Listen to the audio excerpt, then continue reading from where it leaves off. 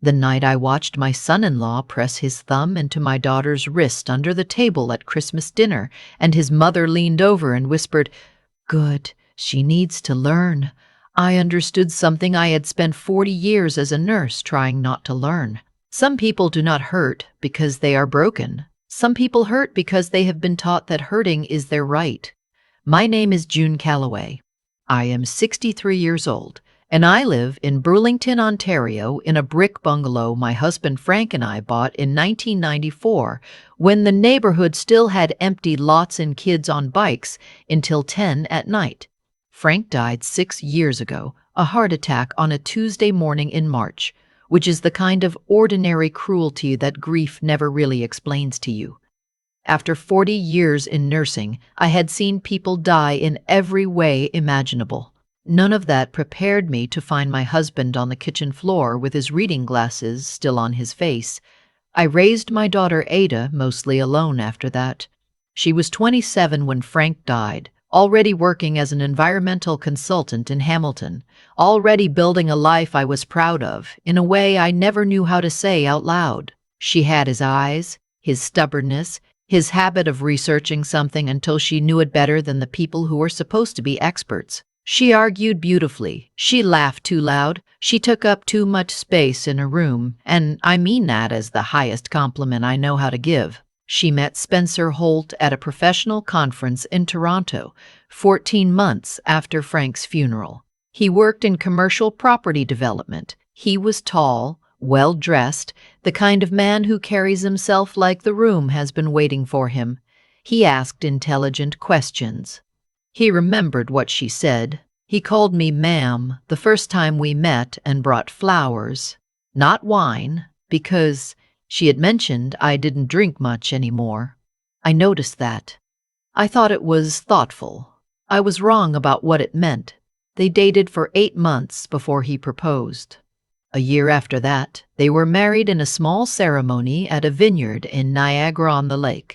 His mother Rochelle sat at the front with the expression of a woman attending a performance she had not approved. She smiled for photographs. She kissed Ada on the cheek. She told me the venue was charming, which was the kind of word people use when they want to say small without saying it. I told myself I was being unfair. I told myself grief had made me suspicious of things that deserved better from me. Rochelle was a widow too. She had built a real estate business in Oakville after Spencer's father retired from it, and she ran it the way she ran everything, which was to say, she ran it completely. I respected that. What I did not understand yet was the difference between a woman who builds things and a woman who controls them. The first time Ada canceled plans with me, Spencer had a client dinner that conflicted. The second time, she said she was tired. The third time, she stopped offering explanations at all. I am not a woman who panics over small changes. 40 years of emergency nursing teaches you the difference between a variation and a symptom. What I noticed was not any single incident. What I noticed was a pattern. She stopped wearing the silver earrings Frank gave her for her 30th birthday. She told me they were too casual for Spencer's events. She started ordering differently at restaurants, smaller portions. Nothing that took long to eat, nothing messy. When I pointed it out, she laughed and said she was watching her health. But the laugh was half a second too short. I noticed things like that now. I had learned to. The networking events she used to attend alone, she stopped going to without him. A leadership position she had been offered at work, heading up a provincial wetlands restoration project, she turned down after a weekend at Rochelle's cottage in Muskoka. She said the timing wasn't right. She had never in her life decided timing wasn't right for something she believed in. Her entire career was built on believing in things before anyone else thought the timing made sense. I asked her once, directly, sitting at my kitchen table with tea going cold between us, whether she was happy. She looked at me the way she used to look at exam questions she thought were trying to trick her, carefully. Then she said yes, of course, and changed the subject to my neighbor's renovation. I let it go. I told myself she was an adult. I told myself she knew her own marriage. I told myself that interfering would cost me more than staying quiet. I was wrong about that, too. Christmas dinner was held at their house that year, a newer build in Waterdown with heated floors and a kitchen that had never looked used. Ada had cooked everything herself, a full turkey with all the trimmings, two kinds of pie, the cranberry sauce Frank used to make from scratch. She had been cooking since the day before. I could see it in the way she moved, efficient, anticipating the way staff move in a ward when they know an inspection is coming.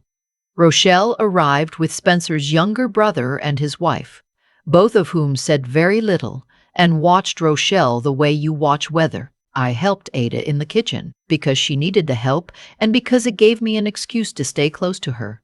Dinner was loud in the way. Family dinners are loud when everyone is performing happiness. Rochelle talked about a property deal that had closed in Mississauga. Spencer talked about interest rates. Ada poured wine and smiled and passed dishes and kept everything moving the way she always did, the way capable women are taught to do so well that no one ever thanks them for it. About halfway through the meal, she reached for the gravy and her sleeve caught the edge of her wine glass. It didn't fall, it just rocked.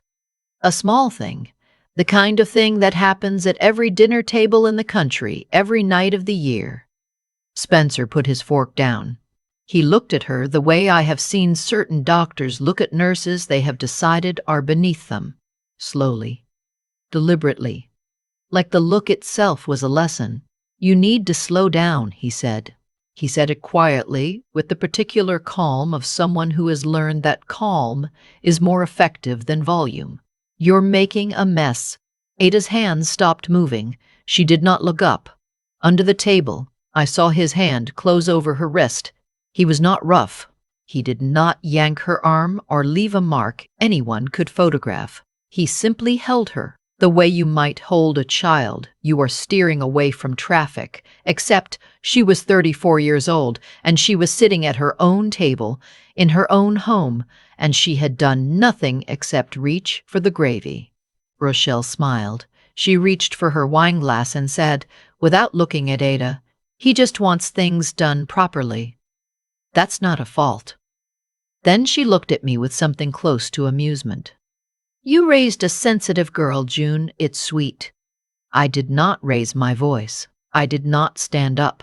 I looked at my daughter, and I watched her lower her eyes to her plate, and I felt something settle in my chest, the way certainty does, quietly, completely, like a diagnosis you already knew before the test confirmed it. I had spent 4 decades watching people in crisis. I knew what it looked like when someone had learned that reacting cost more than enduring. I knew what it looked like when a person's stillness was not peace, but survival. I also knew that the worst thing I could do in that moment was react, so I smiled at Rochelle. I said the turkey was wonderful and Ada had worked so hard. I redirected the conversation to the renovation project my neighbor was doing, which I had been told was a nuisance, but which I described with such tedious detail that the energy at the table shifted the only way it could, which was away from my daughter. Before I left that night, I hugged Ada in the front hallway while Spencer and Rochelle were still in the kitchen. I held her longer than usual. She pressed her face into my shoulder the way she used to when she was small, and something had frightened her at school. She didn't say anything. She didn't need to. I said very quietly, "You can always call me. At any hour. About anything at all." She nodded. I felt it more than saw it. Then she stepped back and her face was arranged again, and she walked me to the door. I sat in my car in their driveway for a few minutes before I started the engine. I was not crying. I was thinking. Old nurses do not fall apart in the parking lot. We fall apart later, privately, after we have already decided what to do. Ada grew up in a house where her father apologized when he was wrong, where arguing about ideas was a form of love, where no one touched another person in anger. I had not always been easy to live with. I had high expectations and a tendency to state them plainly, and a laugh that Frank always said could be heard from 3 rooms away, but our home was never a place where anyone had to measure their movements before speaking. After Frank died, Ada changed in ways I understood. Grief is disorienting. It loosens things that seemed permanent. She became gentler at the edges, more willing to accommodate, more careful about causing upset. I thought it was growth. I thought she was processing loss by choosing softness. I did not understand then that Spencer found her precisely in that window, that he had assessed in those early months of careful attention and remembered details exactly how wide her boundaries had opened and how unlikely she was to close them again on her own. He was not a violent man in the way that word usually gets used. He did not punch walls. He did not scream. What he did was quieter and more thorough. He redirected her energy until she spent most of it managing his expectations. He spoke to her in public with the tone of someone explaining something obvious to someone slow. He deferred to Rochelle on decisions about their home, their schedule, their social obligations, and framed it as respecting family. He told her when an outfit was wrong for his circles. He told her when her opinions made things awkward. He told her when she was being too much, which was his phrase, one she eventually started using about herself. By the time I saw her flinch at a rocking wine glass, she had been rearranging herself for 2 years. The incidents Rochelle reinforced were never dramatic enough to name clearly. A grip that left faint bruising above the elbow. A shove that could have been impatience.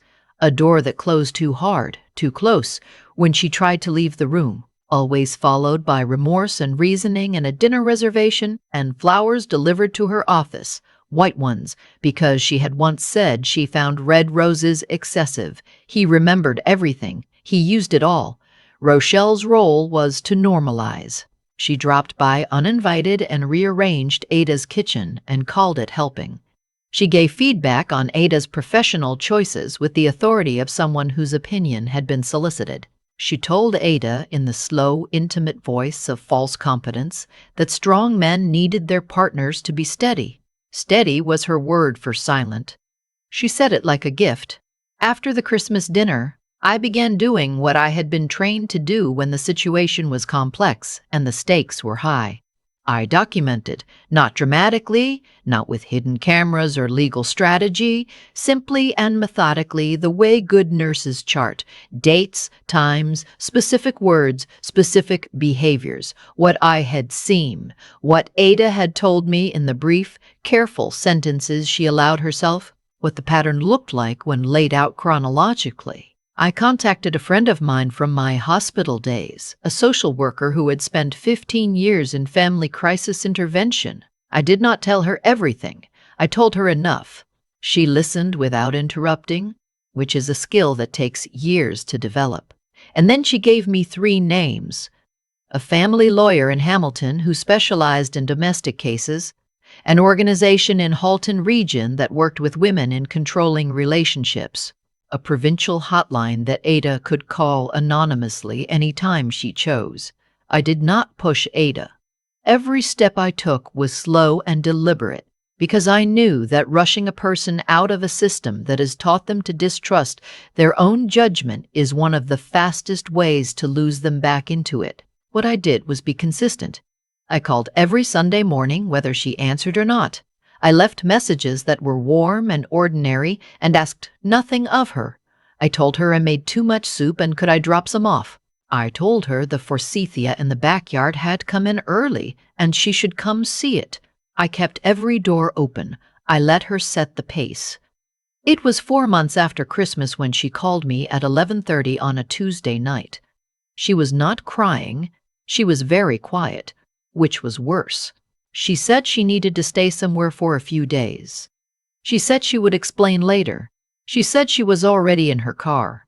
She arrived at my door with a duffel bag and a bruise below her collarbone that she said was from walking into a door handle. I did not ask her to prove it wasn't. I made up the guest room, and I made tea, and I sat with her at the kitchen table until she was ready to talk. It took until 3 in the morning. She told me about the squeeze in the car after the conference 2 years ago, the one that left the thumb-shaped mark. She told me about the shove in the hallway that she had told herself was frustration. She told me about the night she tried to call her work colleague to discuss the project she had turned down, and Spencer had taken her phone and said she needed to rest, and she had thanked him for it. She told me that last part with a particular kind of shame, the shame that comes not from what someone did to you, but from what you told yourself it meant. I listened. I did not say I told you so, because I hadn't, and because it wouldn't have mattered if I had. I did not say I had noticed, because that would have made it about my noticing instead of her surviving. I said, "You drove here. You packed a bag. You made a decision tonight that took more courage than most people use in a lifetime." She looked at me like she wasn't sure that was true. I said, "Ada, you are your father's daughter. You know exactly who you are. You have just been living somewhere that kept telling you otherwise." Then something happened that I had not expected. She opened her bag and took out a folded envelope. Inside was a USB drive and a handwritten note from a woman named Marta, who had worked as a cleaner in Spencer and Rochelle's building for 3 years before quietly finding other employment. Ada said Marta had slipped it to her in the parking garage 2 weeks earlier and said, "You should know what kind of family you married into before you decide whether to stay."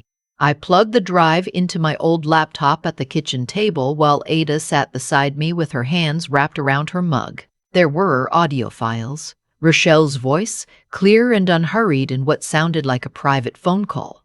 She was speaking to someone she called the lawyer and discussing how to protect Spencer's assets in the event Ada made things difficult. The call was dated 8 months into their marriage.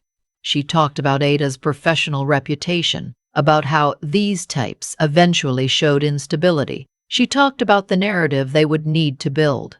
She used that word carefully, narrative, the way people use it when they mean something constructed rather than true. There was a second file, older. Rochelle's voice again, speaking to someone who did not speak back on the recording or had been edited out. She was talking about Spencer's father, who had died of a fall down the stairs of their home in Oakville 11 years ago. The coroner had ruled it accidental. Rochelle spoke about it with a flatness that I recognized from patients who had been numbed by something long before they arrived in my ward. She said, "He needed to understand that leaving was not something I was going to permit." The sentence sat in the room with us for a long moment. Ada looked at me. I looked at her. I said, "This is not a family problem. This is a pattern that goes back further than you." She nodded slowly. Then she said, "What do we do?" I said, "First, you sleep. Tomorrow, we make some calls." The next morning, I contacted the family lawyer whose name my colleague had given me. She was efficient and direct, and she used plain language, which I appreciated.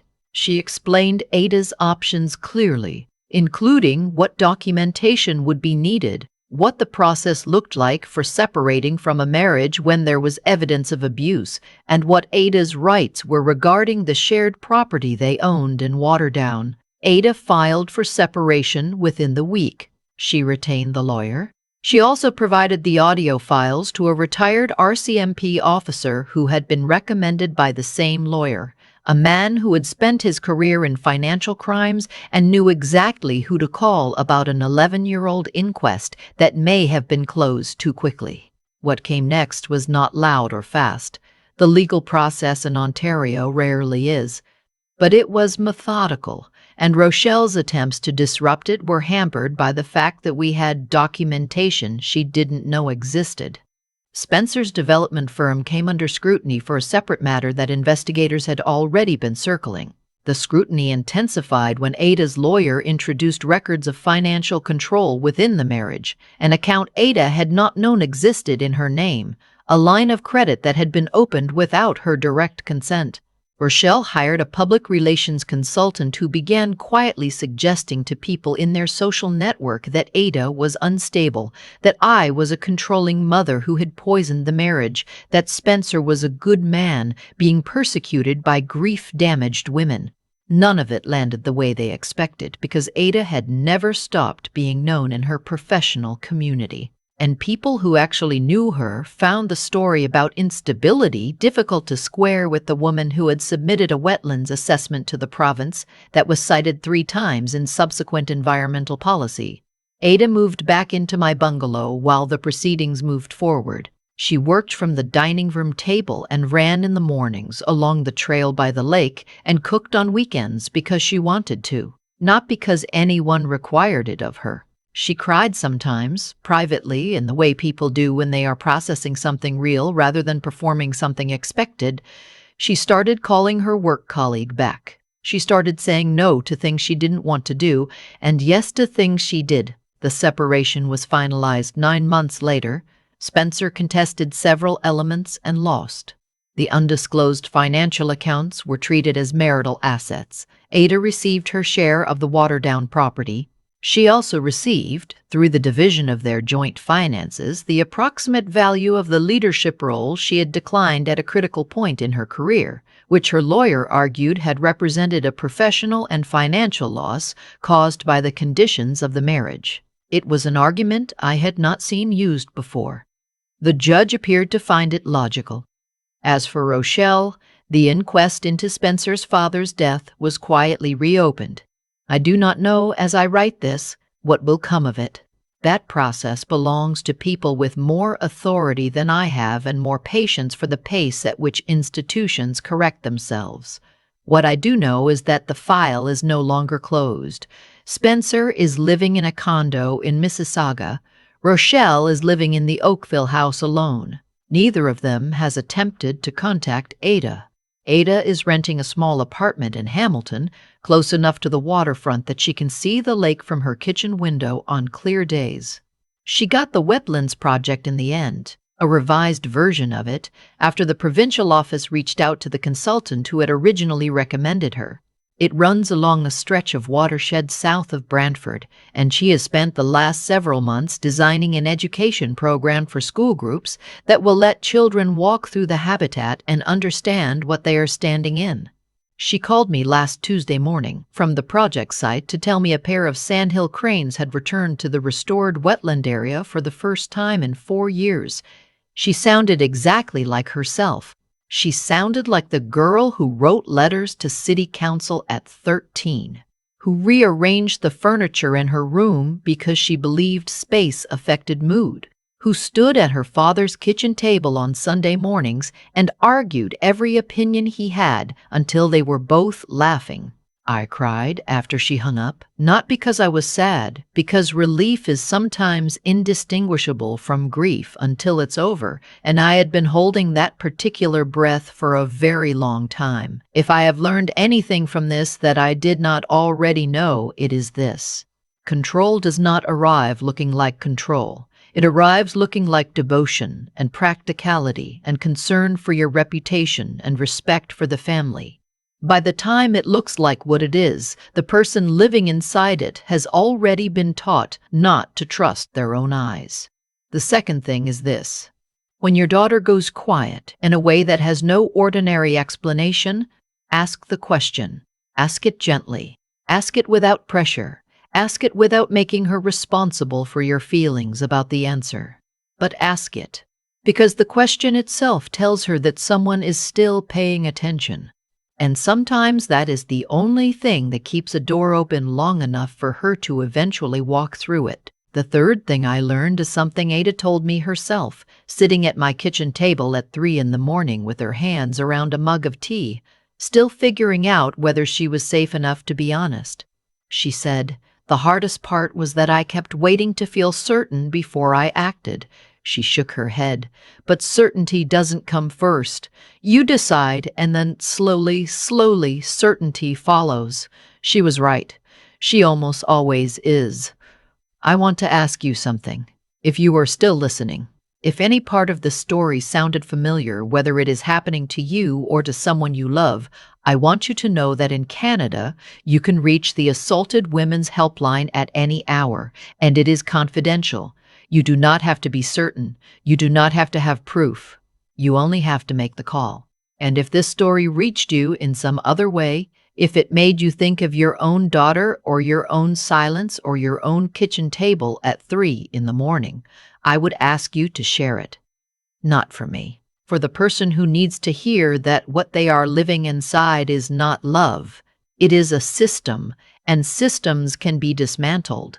Tell me what you took from this story, and tell me what city you are watching from, because I have a feeling this reaches further than either of us expects.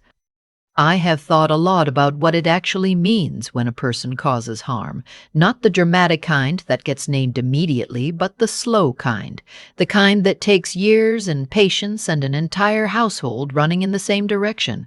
Spencer did not wake up one morning and decide to become a man who grabbed his wife's wrist at a dinner table. He had been taught. Rochelle did not smile at her daughter-in-law's pain by accident. She had practiced that smile for decades, first on someone else, then on herself, and finally on the people around her son. What I have come to understand is that what people do to others does not disappear.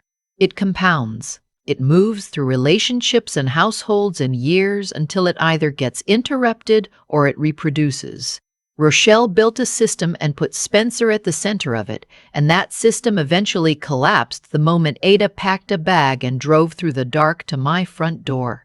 That is not luck. That is what happens when one person finally decides to stop absorbing what they have been given and starts insisting on something different. I think about Ada at 3 in the morning, hands wrapped around her mug, telling me she had been waiting to feel certain before she acted. I think about how long she carried that. Certainty is a story we tell ourselves after the fact. What she actually had, sitting in that car in our driveway with a duffel bag and a bruise she was still making excuses for, was not certainty. It was the first honest impulse she had allowed herself in 2 years. That is not a small thing. That is everything. There is a kind of intelligence that does not come from reading or credentials or professional experience. It comes from paying attention long enough to see what is actually there rather than what you want to be there. I did not always have that intelligence about my own daughter. I told myself too many comfortable things for too long. The pattern was legible before Christmas dinner. I chose easier explanations because easier explanations protected me from having to act. That is a form of failure I have had to sit with honestly. What I did right eventually was stay present without making her responsible for my feelings about the situation. I kept the door open. I called on Sundays. I brought soup. I did not demand that she confirm what I already suspected, because demanding confirmation from someone who has been taught to distrust her own judgment only closes the distance between you. Patience is not passivity. It is the decision to remain available until the other person is ready to walk through what is already there. Ada is running wetland restoration projects south of Brantford. She is exactly who she was before any of this. The cranes came back to that habitat because the conditions finally allowed it.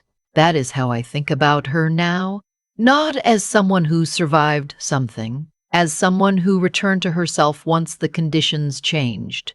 What we did, the two of us, at that kitchen table in Burlington, was simply refuse to let silence do what silence had always been asked to do in that family. We spoke clearly. We documented honestly. We found people with the authority to take it further. None of it was extraordinary. All of it required more steadiness than I knew I had, until I needed it. The wrist Spencer grabbed at that Christmas table belonged to a woman who had written letters to city council at 13. He just didn't know that yet. Eventually, he found out.